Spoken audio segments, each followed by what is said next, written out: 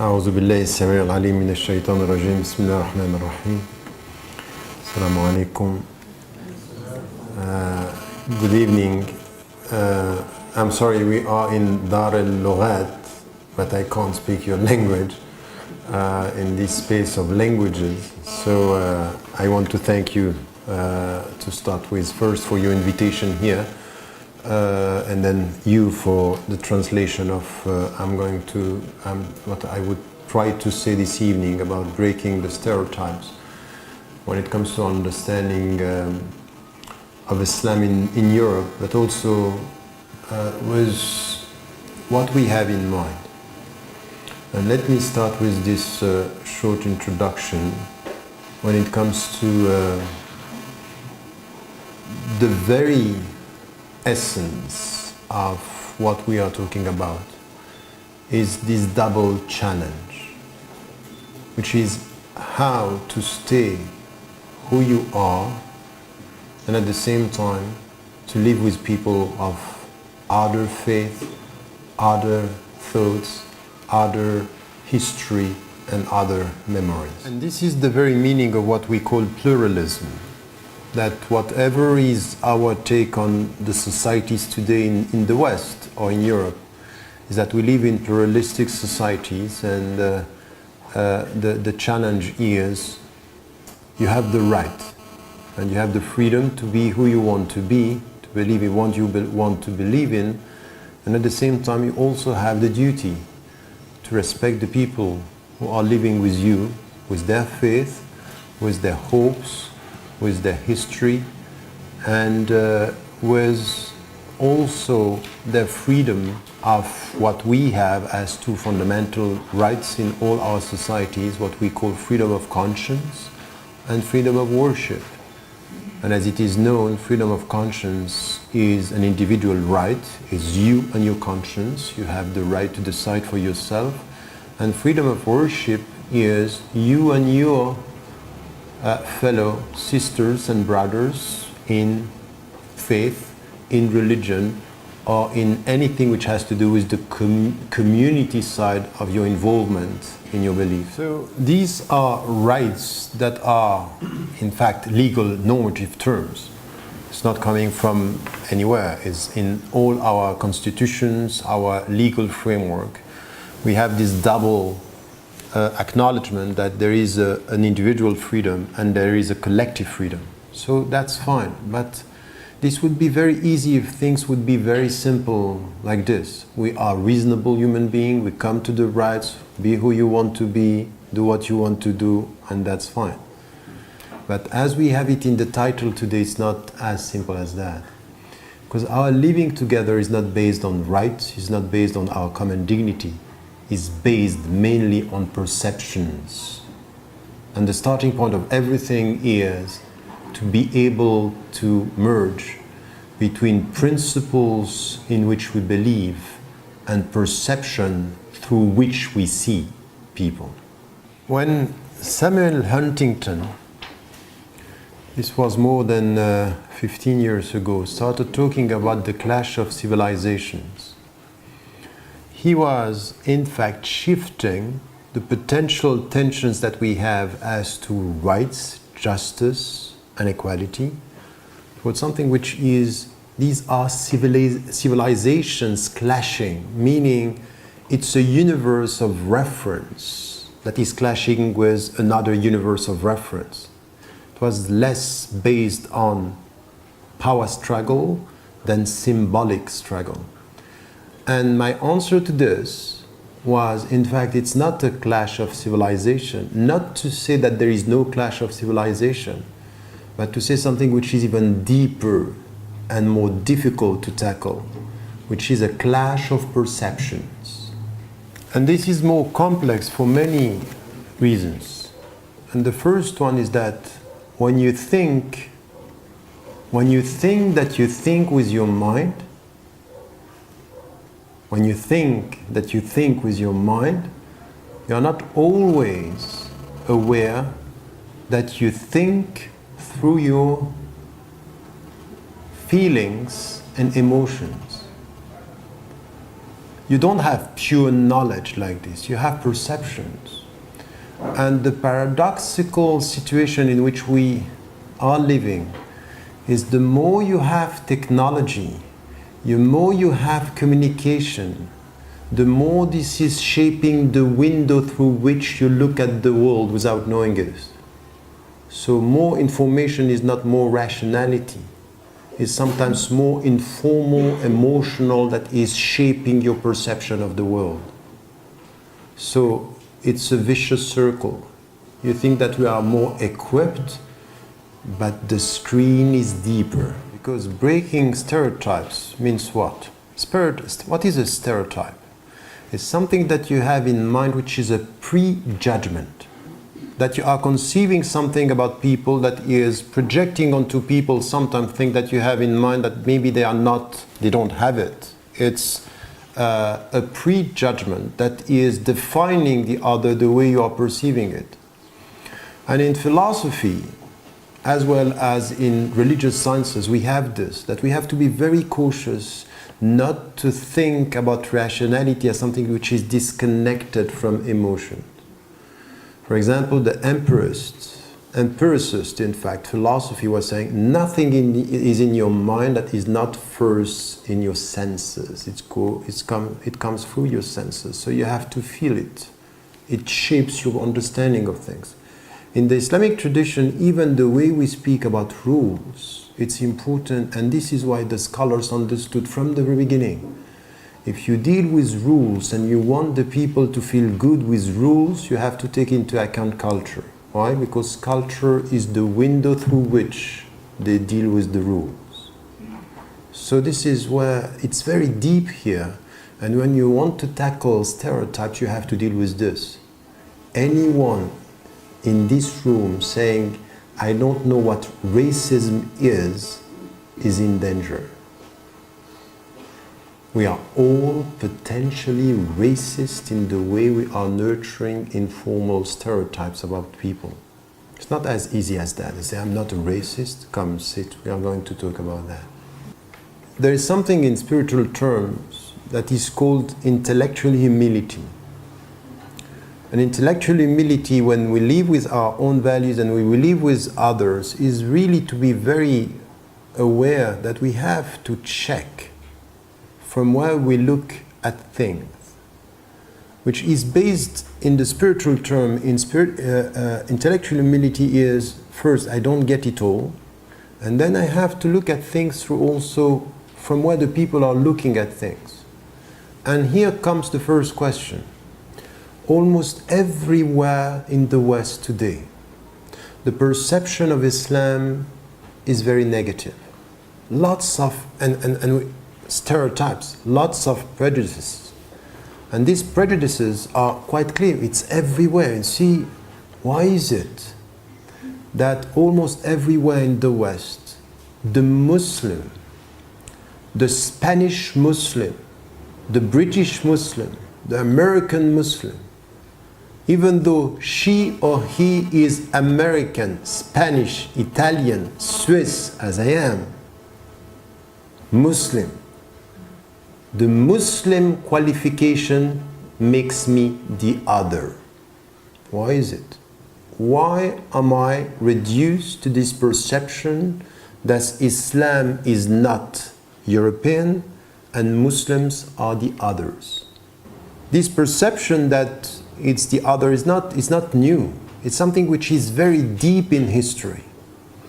So much so that, in fact, if you look at our religious references and the perception, in a discussion, for example, if you take just one topic, women, for example, look at what was said about Muslims and women in the Middle Ages. It's exactly the opposite of what is said now. In the Middle Ages, the Muslims was perceived as very permissive, very just obsessed with sexuality. 1001 nights. That was all about. Muslims are very open. Too much for us. These are people who are immoral. 6 centuries later, exactly the opposite. Look at these Muslims. it's all about prohibitions. They don't know anything about sexuality. They are completely frustrated minds and bodies.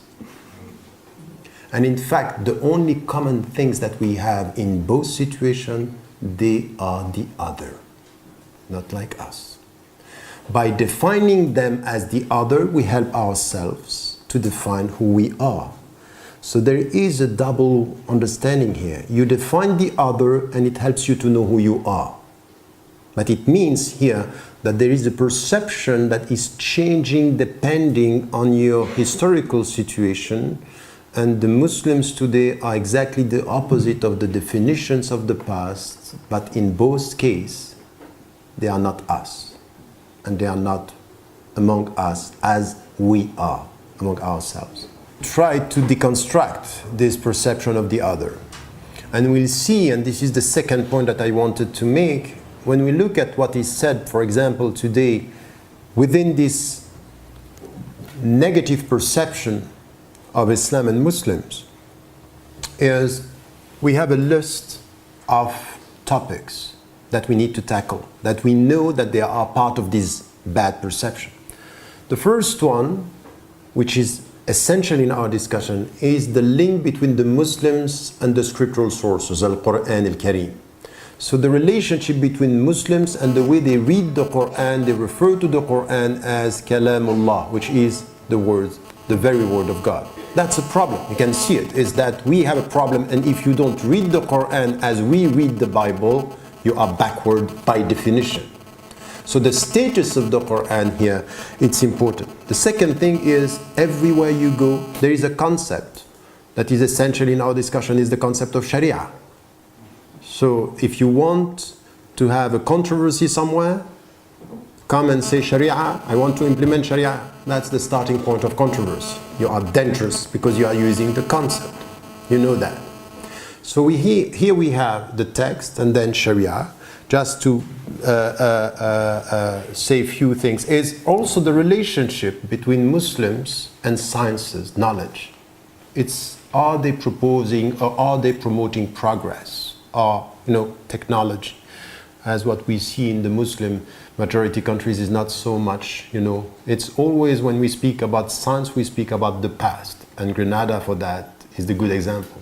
Look how we were great, which means implicitly we are not so great today. There is something which is very subtle and very deep, is the relationship, that the perception that Muslims have a problem with the individual.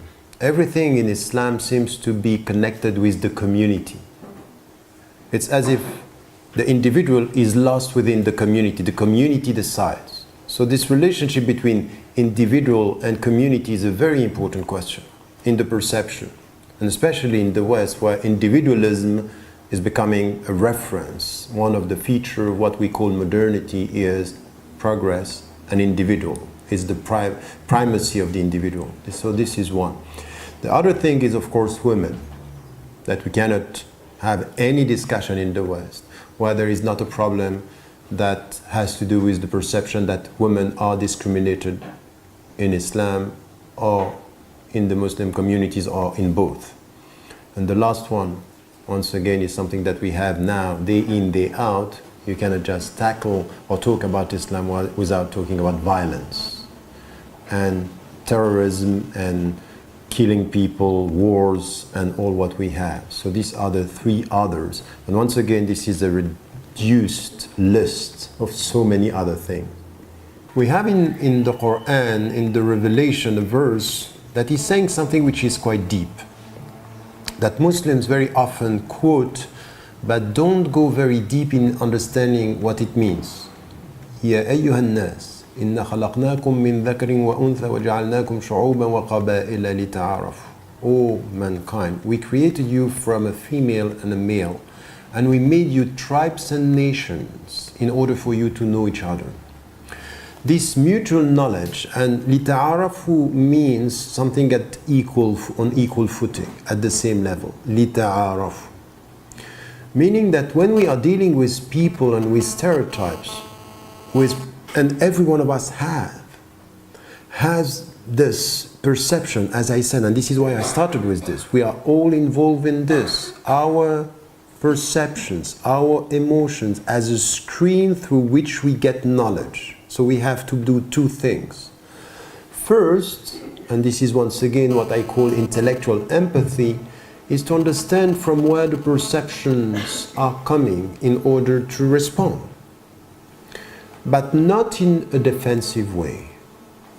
I'm sorry, I'm not in a discussion where everything that I have to do is to justify. No. You want to know me, and I want to know you. And the starting point is not your questions. It's my being. So I'm going to introduce you to a world which is very complex. That you have to come to this world not with the arrogance of your questions, but with the humility of your ignorance, which is not the same. You can be very arrogant with my question, I have questions to you. No, stop. I'm as complex as you are, and you are as ignorant as I am. So welcome, come to the way I'm introducing you to a world which is very complex. Because Islam is a religion, is as complex as Christianity, as complex as Judaism, as complex as Buddhism, is as complex as life. So I'm not in a situation where I'm apologizing or justifying. I'm introducing to a complex world. This is one side. But at the same time, what I have to do is, because you have such perceptions about me, I need to be self-critical. Are all your perceptions wrong? You know, if someone comes to you and say, you know what, you are like this, and say, no, you don't get it, or you don't know me, you may have to stop for and say, maybe there is something right in the way you perceive me, and this is where لِتَعَارَفُوا is always a call for self-critical consideration. Be self-critical. Humble as to the way you go to others, critical as the way you come to yourself. Then how do we deal with this when it comes to the perception that the people may have? And this is where we start by saying, look, Islam is a very complex universe of reference, because there is a mixture between very simple principles and very complex human beings. There is one Islam and many interpretations. I don't agree with anything which has to do with Islams, that you put S to Islams just to show that you get the complexity of it. No, you just put an S. So we can, a simplistic way of putting S doesn't mean that you get the complexity of the reality you're describing. So many interpretations, and yes, for the Muslims, and this is part of their creed, the Quran is a revealed book, and this is the very word of God. But from the very beginning, there is a legal tradition where the scholars were dealing with the scriptural sources in a way which was very deep in this categorization of even the verses within the Quran. There are verses that are clear-cut and they are beyond history. And there are verses that you have to put within history and to understand how to interpret the text. So in fact, the problem is not in the Quran. The problem is in the readers. And we need to understand that this complexity is a very long tradition. When we have 18, 30 schools of law, where the Muslims were dealing with one book, many interpretations and mutual respect, which is unity and diversity in Islam. Meaning that you cannot take one Muslim and judge Islam. Is one Muslim is one understanding, and Muslims are dealing with a diversity of interpretation that is as old as Islam in itself. Even among the companions, we had different interpretations. So the unity of the text doesn't reduce the diversity of interpretations. Quite the opposite. Our reference is not one man. Our reference is one God, one text, following one man. Now, if we come with this, which is the starting point, is to understand here that you are dealing with a universe of reference, a frame of reference that is complex in itself, that you cannot reduce this to one interpretation. When you say this, then you come to a concept that is essential in Islam. You can't speak about Islam without coming to one concept that is essential. ثُمَّ جَعَلْنَاكَ عَلَى شَرِيعَةٍ مِّنَ الْأَمْرِ فَاتَّبِعْهَا. Then we put you in the Sharia, and the very essence of Sharia, the very etymology of the word is the way towards the source. In fact, a source of water is just how do you follow the way, and the way you can translate this is the path towards faithfulness. How do you remain faithful through time and space, reading the scriptural sources and through the human history? So all this very reductive definition of Sharia as the penal code, cutting hands, stoning, corporal punishment. This is a very, very reductive understanding of what Sharia is all about. And even on this, the interpretations are multiple and open as to the implementation. So Sharia is the path, is how to remain faithful to the scriptural sources, whatever the time, whatever the space, is the path towards faithfulness. Now, as I told you, in this discussion about Sharia, do we have, from an Islamic viewpoint, to come back to this discussion about our interpretations? Yes, because there are many concepts that need more discussion and reinterpretation in a deeper way. But what I mean here by this is, when do you start implementing or having a reference to the path towards faithfulness? The very moment I'm saying, La ilaha illallah, there is no God by God, Muhammadun Rasulullah, والسلام, and Muhammad is the messenger. He is the messenger of God.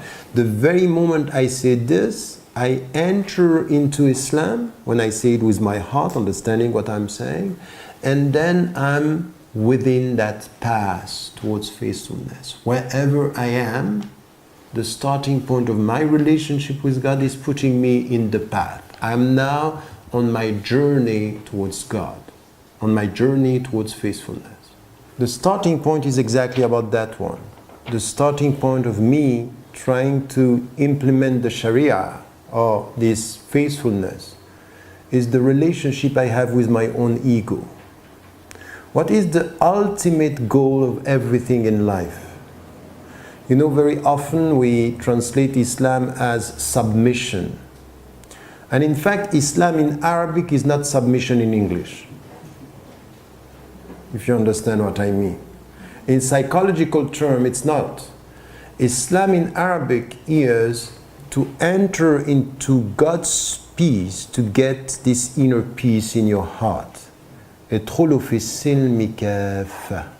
Enter in God's peace. What does it mean? It means that the first thing that you have to do once you say the Shahada, that you acknowledge that you are a believer, is to come back and you have a first duty. Get it. This first duty is your freedom. And the first jail is your ego. If you say La ilaha illallah, it means come back to your heart and know that the knowledge of God is between you and your heart, and then you have to struggle. The first struggle in implementing Sharia in your life is to implement it in your heart, and it's to liberate yourself from your ego. This is the starting point of the spiritual journey. But it's the starting point. It's not the final point. You start with this. It's not, I'm struggling with my ego and that's it. I'm struggling with my ego and that's the starting of everything. This is the very start of my journey. Even when you go to pilgrimage, it is said, فَتَزَوَّدُوا فَخَيْرَ الزَّادِ التَّقْوَى. It take provision with you in this journey. But the best provision is this reverential God consciousness. This God, a taqwa. It's this consciousness that God is with you, but it means that you are dealing with the relationship. Look where I am now. I'm not trying to respond to, tell me about Sharia. I want you to enter into the world of this in-depth understanding of what we are talking about. And we need this. We need to come to this discussion, not through the questions that we have, but through the teachings that we are following. There is something else which is necessary in everything which has to do with the Islamic teaching. You are not going to get freedom without two conditions. The first one is to discipline yourself, so you need rules. Look, Ramadan is coming in 1 week, and during 1 month you don't drink, you don't eat, you don't drink, you are controlling your body. And in fact, this is the way towards your freedom. Why? Because you are controlling any type of potential addictions. Your dependencies are making you less than conscious human being. So this is paradoxical. No freedom without discipline. Which in fact, we think it's the opposite.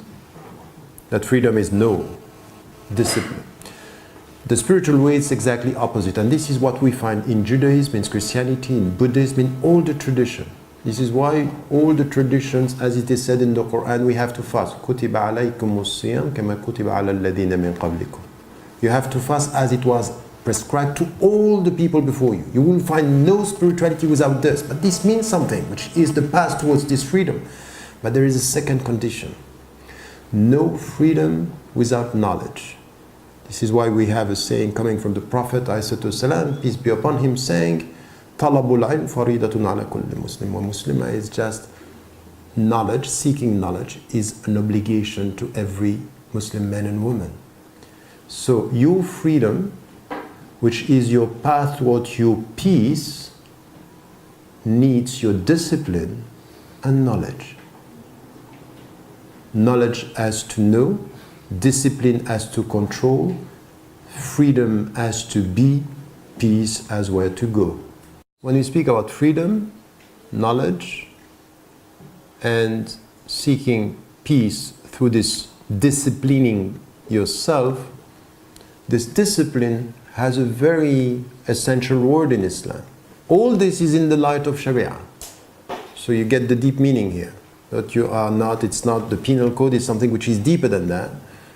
And there is another word that is everywhere in the media, is jihad. There is no way for you to get your dignity as a human being if you don't know the very meaning of jihad.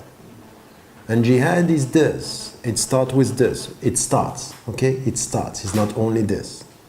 It starts with you struggling with your own self, to discipline yourself, to get your freedom based on knowledge to go towards peace. In fact, jihad is exactly the opposite of what is said in the media. Jihad is not about promoting war, it's about getting peace. But to get peace, you have to solve your tensions within. Tension within means that you are potentially free, but you have lots of addictions, lots of dependencies to your desires, to your instincts, to your smoking, drinking, and so on and so forth. In the Quran, there is something which is for all of us, whoever you are, Muslims or people of other faith, denying God or being with God, that there is something in you, whatever you do with yourself, that is beyond even your power, which is something which is based on the very understanding that human beings, by essence, are dignified. By essence. وَلَقَدْ قَرَّمْنَا بَنِي آدَمَ. We give dignity to every single human being. Meaning that in our judgment, in Islam, you can say to somebody, you know what? I don't like what you are doing, but I cannot deny that you have dignity and I respect your dignity. Because this is by essence, beyond even what you are doing with yourself. The dignity is deeper than your behavior. The dignity of your being. But there is another verse saying something about this relationship between people is Inna akramakum indallahi atqakum, the word that I was mentioning. The people who are reaching the highest level of dignity are the people who are nurturing this God consciousness, this reverential God consciousness. Meaning what?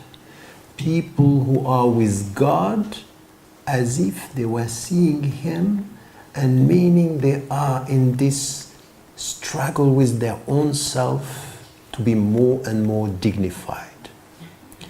You are dignified and you have the responsibility to be more dignified through your struggle with your own self, because yourself is the first jail, the first prison, the first enemy.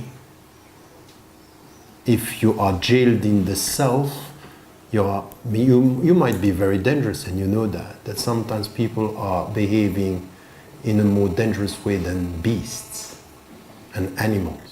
Now that's all fine. You can say, wow, we came here for a very spiritual talk. But I told you, it's the starting point.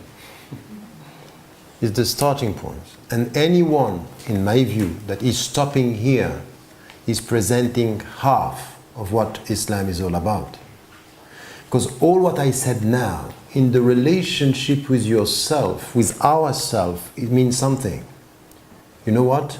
As human being, you will reach the level of humanity if you are able to stand even against yourself, facing yourself, and take this power of the spiritual teaching to control yourself and to become a human being. But that's not enough.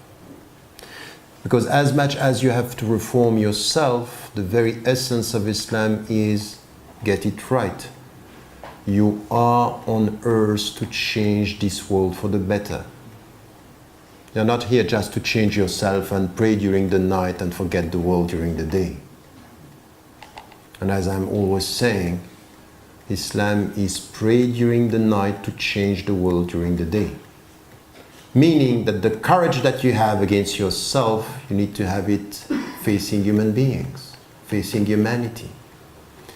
Meaning that this jihad that I'm talking about means that the dignity, your dignity as human being, wherever you see injustice, wherever you see corruption, wherever you see oppression, if you are right with yourself, you should stand up for the truth.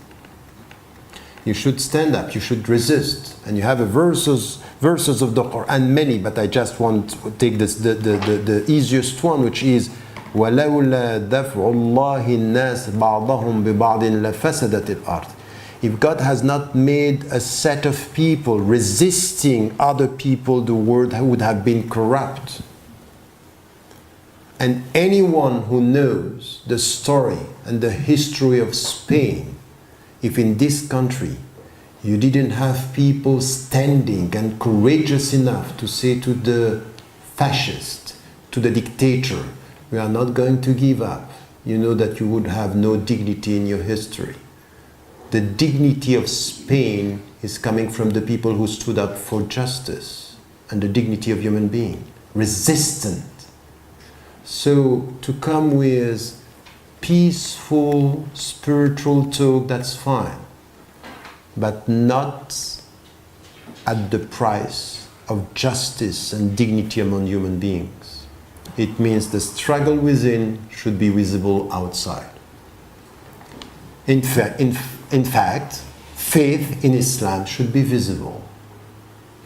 I should see in your behavior signs of your dignity, in the way you deal with yourself, in the way you deal with others, promoting justice, protecting dignity, and facing injustices, facing dictators, facing oppression in all types, in any ways.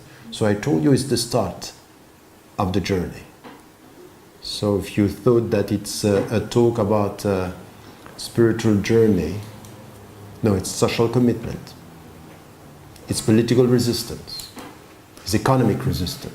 It's about all this. You want an example? The month that is coming. We all fast individually. It's my heart, it's me. But everything is about justice in the world. Poverty, justice towards the poor. That it's a scandal for you to eat so much when your neighbor is so hungry. If you don't get that, you might rethink the way you fast. Everything that I said here, it's in fact a call to the individual. Because we are talking about an act of faith. This is Iman. This act of faith is an individual thing, and then we know something in the Quran which is said, وَكُلُّهُمْ آتِيهِمْ يَوْمَ الْقِيَامَةِ فَرْدًا. Every one of us is going to be before God alone, men and women, father, mother, or kids. One day you are going to be alone. You can't say my community. And because you can't say my community, no one in your community can impose onto you to do things that are against your conscience. Even, for example, something like the headscarf, whatever is your take on this, no father, no brother, no sister, nobody can impose this onto you, never a state. Because this is a personal take. You need to take the decision for yourself.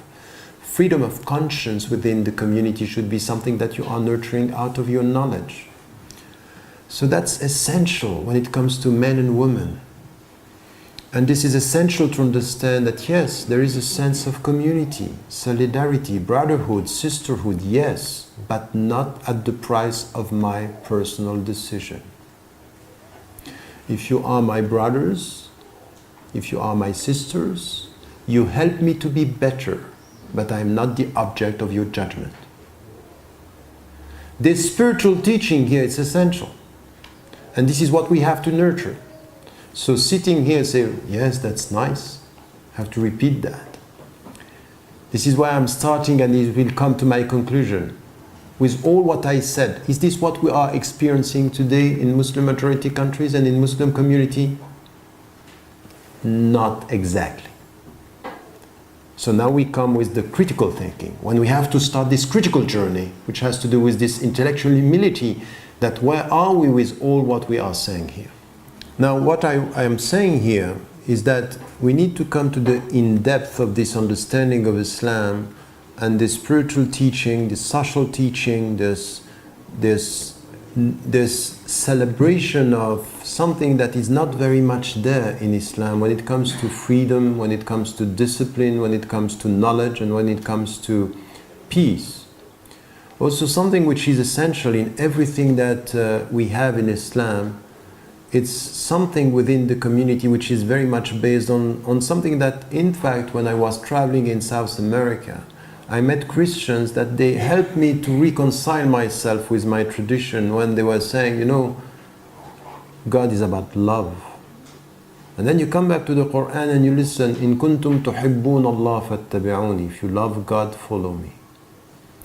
The very deep relationship between you and God and between you and human beings, it's about love. It's about really much, and you know, ifshu salam, spread peace and let the people understand.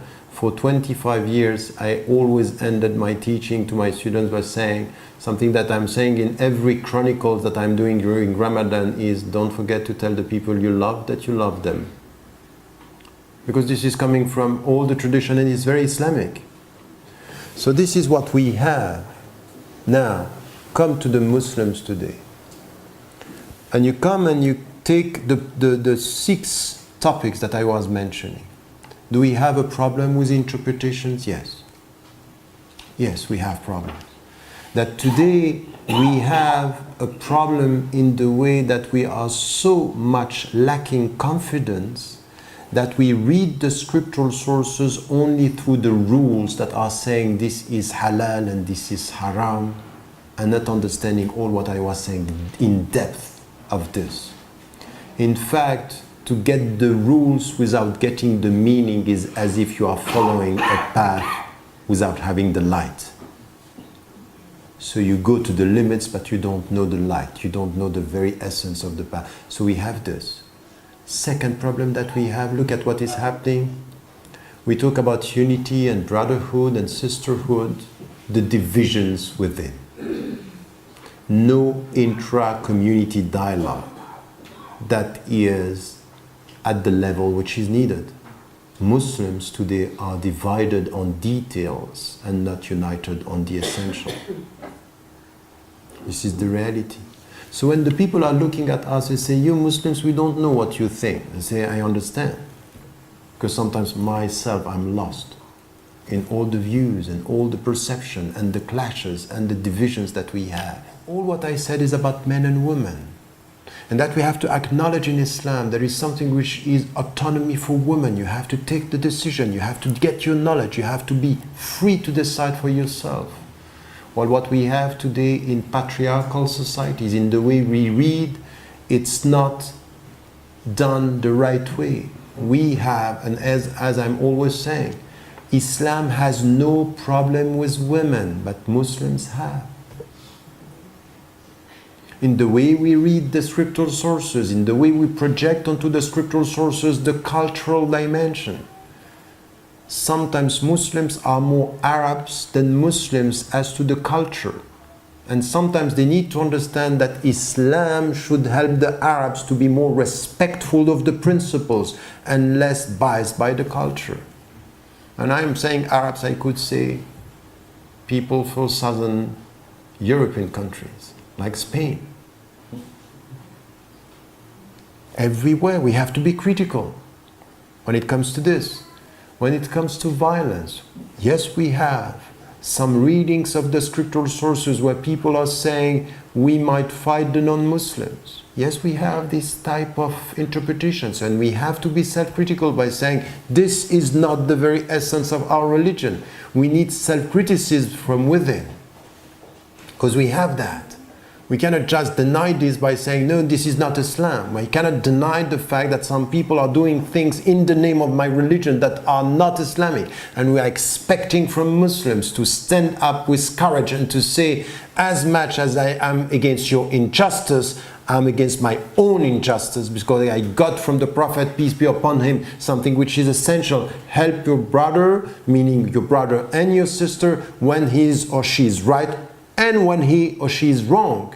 And one of the companions asked,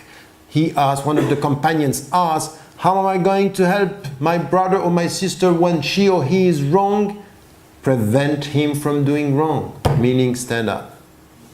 Stand up against your own brothers and sisters by telling them that's wrong. This is Islam. So this self-critical approach is also not to put ourselves in a position to justify always, I'm very gentle, I'm very kind, I'm a nice person. That's not the point. The point is, say what you have to say about the in-depth of your religion and be critical with people who are betraying the very essence of this religion. And be self-critical in history, in understanding, but once again, in something which is a dignified way to deal with yourself. And the last point that I wanted to also say is, in our discussion between civilizations, there is something that we should all avoid. All of us, in our discussion. Don't talk to me about your ideals and compare this with my practices and my behavior. That's too easy. When the people are saying, you know what? We are the civilization of human rights. Look at the way you deal with people. And the Muslims are saying, we are universal value. Look at the way the West is behaving. That's not fair. We need to compare the like with the like. Ideal values and practices. Because I'm sorry, if you come to me and to say that the United States of America or the European countries are the epitome of what are human rights today, I say I have some doubt. The values are here, but the behavior is not. And when it comes to Muslims, We have great Islamic values, but the way Muslims are behaving is different. So let us compare our behaviors instead of claiming our values. The right thing to do is improve the way you behave and stop hiding behind the values in which you believe. It's always good to speak about values. Let us speak about the consistency between your values and the way you behave. That's the starting point of going beyond stereotypes. As you understood, the starting point of our discussion is something which is very deep, but very important. Start with intellectual humility and intellectual empathy. Intellectual humility is I'm learning, and empathy, I'm trying to get your viewpoint from where you are, not imposing my viewpoint from where I am.